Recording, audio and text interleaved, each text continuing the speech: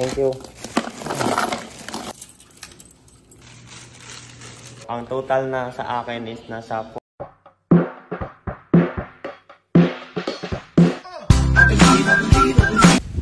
Hi guys, good morning. So for today's video guys ay magpapabuo tayo ng coins.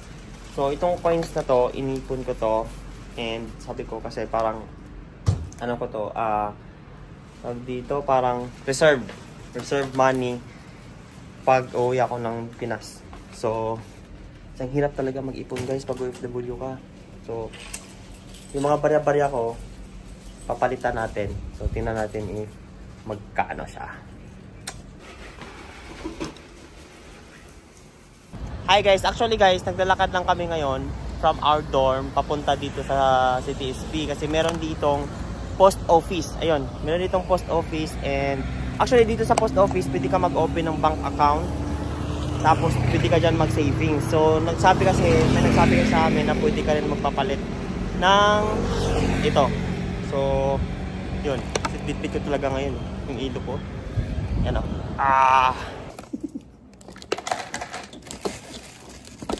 1块、5块、10块、50块。好。Okay.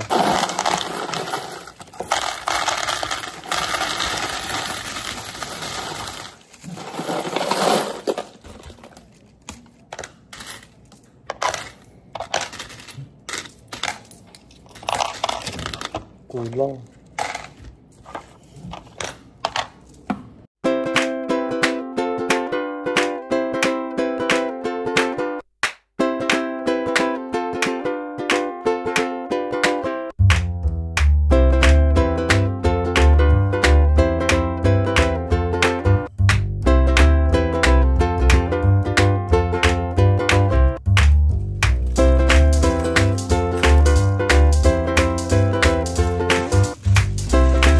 Yun guys, nakapabarya kami dito sa Bank of Taiwan. So, ang total na sa akin is nasa 4,000 plus. So, magandang laking bagay na rin. Kasi ipon-ipon na barya, di ba? Wala sa'yo guys? 530. 530, oh, di ba? So, pag yung barya, di mo siya magastos, ilagay mo lang siya sa alkansya. So, maipon siya. So, pwede mo siyang papalit dito ng buo. So, ayun. So, sa akin kasi maraming piso-piso eh. So, maganda pa talaga mag-ipon pag siguro 10 or 50. Tapos lagyan mo ng papel na 100, 500 or 1,000. Mas malaki siguro may ipon. So, yun. And alam nyo guys, na-realize ko, parang pag mag-ipon ka talaga, meron ka talagang makukuha. So, imagine, pag nag-ipon ka ng 50 or yung mas malaking deals, malaking coins. Kasi yung 50 ko kanina is konti lang. Mas marami yung piso tsaka yung 10. So pag malaki yung ilalagay mo na 5 ay yung 50 or 100 yung iniipon mo.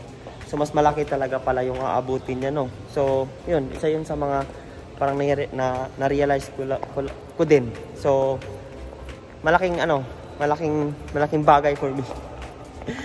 So nakakatulong. Kasi na-short na ako, wala na akong pera ngayon. So, meron na akong pera. Correction, pala, $1NT.